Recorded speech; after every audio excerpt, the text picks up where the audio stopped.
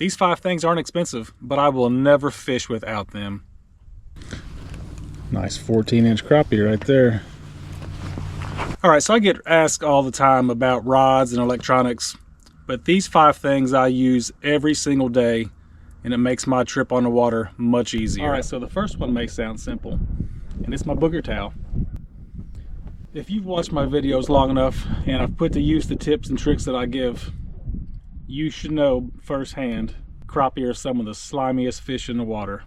Having a dedicated hand towel helps keep my hands, gear, and boat clean throughout the day. And it's probably one of the most used items in my entire boat. Once you start using one, you'll never go without it. So for this booger towel, I always keep it clipped right here on my gimbal. Easily within reach. So whenever I catch a fish and need to wipe up real quick. Number 2 on the list is super glue. This one has saved me tons of time and money on the water. Every time a bait slips down, that retrieve is no longer useful. The fish will not bite it. I use it on all my soft plastics to keep them from sliding down. The more time you're spending fixing your bait is less time you're actually fishing. And if you've watched my videos, I'm all about efficiency. If that bait's not in the strike zone, you're not fishing. Just remember, less rigging means more fishing. All right, so every single time I rig a soft plastic, I will put a small dab of super glue on both sides of the head. Slide it up in place. I recommend the Loctite super glue, the ultra gel. It's just not running like typical super glues, so you don't have to worry about it getting all over the boat. I do this to every soft plastic. That way I don't have to continuously reposition my bait. All right, number 3 is bait pop, or any other good fish attractant. I don't think scent replaces good presentation, but it can turn lookers into biters, especially in cold water or highly pressured fish.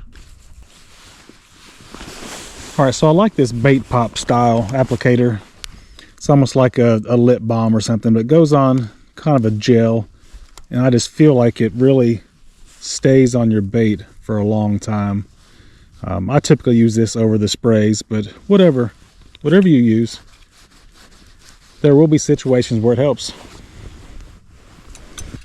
Number 4 is a good set of needle nose pliers, and the small surgical style as well. The surgical style is perfect for getting down deep whenever they get the hook caught in their gills, or even maybe a small bluegill where you can't really get a bigger set of pliers down in there without injuring the fish. All right, let's get some tools out on this one. Got a 14-inch toad right here. Get these little forceps. It's a big fish. All right, and I saved the best for last, and I can't tell you how many guide trips it has saved me time and money. And I bet you every single client has bought these since our trip. The old Lock and Knock by Leland Lures. Let's face it, if you're not getting snagged, you're not getting in there where the fish are. And crappie like to brush. But instead of breaking off and losing baits, we're constantly retying, especially in the winter when your fingertips are cold. I always keep these handy on the deck and use them every single trip I fish. These things have paid for themselves 10 times over. All right, looks like I'm hung on a little stump here. Let's get the old knocker out. So you just slide your line right through this slot, give it a quarter turn.